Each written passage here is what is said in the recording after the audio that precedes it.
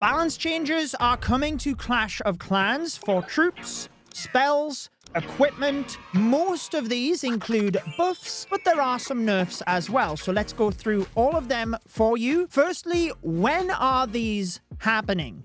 Today is just the announcement. What we are being told is the changes will be implemented on or around the 12th of January. When it comes to buffs, though, we can start with the Druid troop. It was very popular when it first came out and was nerfed quite heavily, but it seems that might have been too much because the reason for this change is that it has a low win rate and a low use rate. There's actually numerous buffs for the Druid. Firstly, the evolve time. This is how long it is in the healing form before it transfers to a bear. 5 extra seconds at all of the different levels. We also have an increase to the healing per second for each of the levels. This is a 23% increase at level 1, scaling down to a 17% increase at the maximum level, which is still quite a buff, especially in combination with everything else. The hero healing has equally been increased, but this scales up over in how much of a buff it is towards the maximum level. This is great when it comes to those fireball rocket loon attacks that I used to enjoy, because I would send 1 or 2 druids in with the queen for when I cloned them,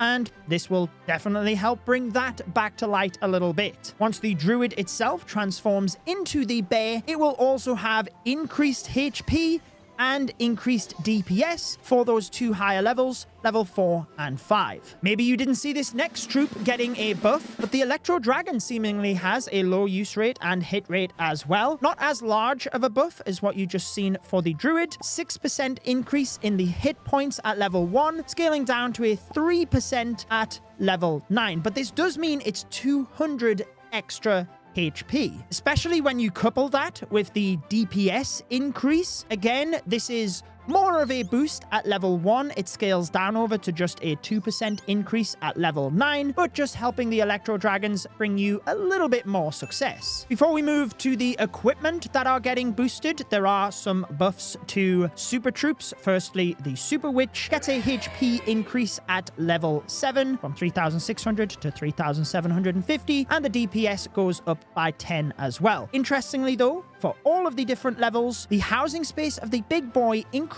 from 10 to 20. Now, you may not think that's significant, but it's basically because of a spring trap only being able to eject a troop up to 18 troop capacity. So now a big boy would not get flung off the map, it would just get damaged. The Super Giant also gets an increase in both the HP and the DPS. I'm not sure whether this will help to bring it back into the meta, to be honest, especially when we have Meteor Golems, although they are getting a little bit of a nerf as well, which we'll get to. The Super Valkyrie, interestingly, not boosted on offense, but on defense, the Rage, which a Super Valkyrie drops when destroyed, will actually impact the defenses, much like a defending Rage spell tower. So maybe this gives base builders just that little bit extra flair that they can add, which could maybe trip you up as an attacker. Okay, there are actually some pets getting buffs as well. Firstly, we have Lassie getting increased in the amount of hit points. This is actually greater at the higher levels, and the main reason for that is as you go up through the town halls, you have more options of the pets you can take, and it kind of knocks Lassie out of the meta. You don't really consider it as something you would want to take in your attack. Lower level, it doesn't quite need as high of a boost. However, the DPS sees a 37.93% increase to the damage that Lassie will do. That is quite a buff. I'll be interested to see how testing works with that, but especially some of the unique abilities that some of the other pets bring, I'm not too sure whether this will help, in all honesty. Anyone that uses the Sneezy pet, though, especially when it comes to Warden Walks, the Boogers from Sneezy will no longer trigger traps. Previously, they would not trigger Seeking Air Mines, but they would trigger the Red Air Mines, which is the biggest deal for wiping out a group of healers. Now the Boogers don't do that, so you have to be way more careful with your Coco Loons. To be honest, when you factor in the amount of Boogers you can spawn across the span of your attack and the amount of hit points that they have, it will still very much be worthwhile. However, it just means that you have to be more tactful, and maybe Sneezy will not be an obvious choice if you are doing some of those Warden charge style attacks. 2 siege machines are also getting buffs. One of them I actually do use in my legend attacks, so that's great for me. Firstly, the one I don't use is the Wall Wrecker. It is getting an increase in the hit points and the DPS. Mainly it's not used at higher level because the log launcher is just a better alternative. You don't tend to send the Wall Wrecker into a base. However, maybe you can on some of the bases where the town hall is really isolated, but we'll see. I still don't think it will bring it back into the meta at higher level, but hey, maybe I'm wrong. I haven't really tested any of these balance changes. I'm just going off theory, if you will, in my head. However, the battle drill gets a HP increase across the different levels, which is most significant at level 5. Level 5 is for Town Hall 17 and 18. However, in Legends, whenever I have those invisibility tower bases next to the Town Hall, I like to Warden charge that area of the base, and then you have that clear pathing to just swoop through everything else. I switch to the battle drill on those bases because it can just move in alongside the meteor golems, constantly stunning the defenses, and I find it really helpful because you don't need the log launcher or the troop thrower in that example either. Equipment is also on the list of buffs. Now, I just literally recorded last week my ranking of every single equipment, which we'll be releasing on my main channel sometime in January. We'll have to go back through that and just double check that nothing changes in the ranking. Firstly, though, the life gem. It gets increased in the extra health percentage that can be boosted, in the extra health HP cap, because if you didn't know, the life gem doesn't just boost troops endlessly, some of the higher HP troops, it can only boost them to a certain point. That level gets increased, as does the hit points and the DPS that are applied to the Warden from using the life gem. So a lot of changes within that. Mainly the boost is applied to why you would use that ability in the first place, in that of the life aura. The boosts to the Warden are just that little bit extra. Next up, Lava Loon Puppet. It gets increased from 2 Lava Loons being spawned to 3, which is actually pretty significant.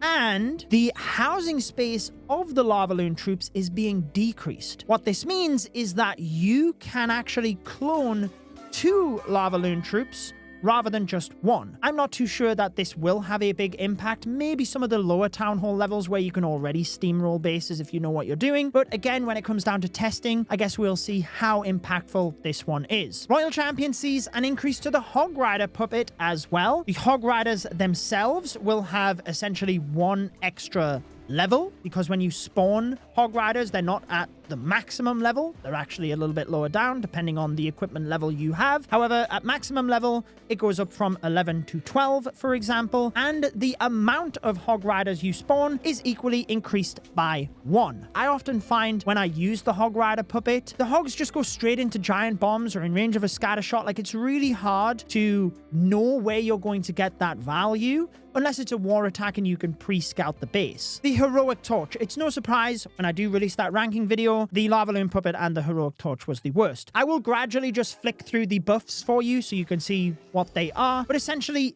everything about the Heroic Torch is getting buffed. A HP increase, a DPS increase, HP regain on activation, duration, damage reduction. The reason the Heroic Torch is not really being used much, though, is yes, it allows troops to walk through the walls, but it gives you less control if you don't know what you're doing and you don't use it at the right time, because your troops can end up splitting. So we'll have to see again whether it is worthwhile after this buff trading out one of the other equipment pieces. Even in niche use cases, at least this gives you a bit better value out of the Heroic Torch. We are just about to go through the nerfs, but there is one more buff, and it is to one of the Guardians. Can you guess which one it is? Can you guess which one's getting buffed and which one's getting nerfed? The Smasher. Not really used a lot at all. It will be getting an attack range increase and an alert range increase, so it will be able to engage your troops and start attacking them much faster. Moving to the nerfs, the long shot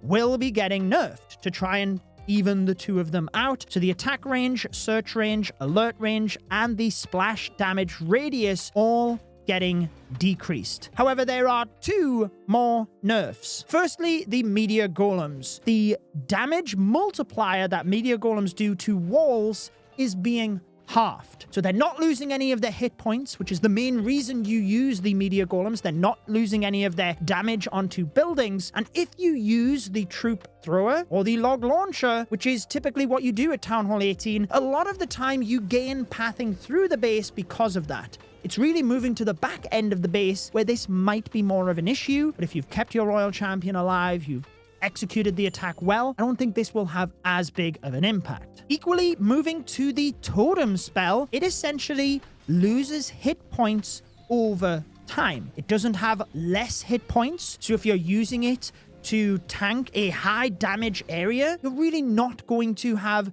that big of an impact here. Where it might have a bigger impact is if you're using it towards the edge of the base to tank an Expo and a Mortar whilst your Flame Flinger is picking all of that off, and therefore the Totem is being used over a longer period of time. That's where this nerf would obviously have a much bigger impact. Let me know what you think of all of these changes though, if they will help or hinder your strategies, and I will place a recommended video on your screen which YouTube thinks you will like. Enjoy the rest of your day.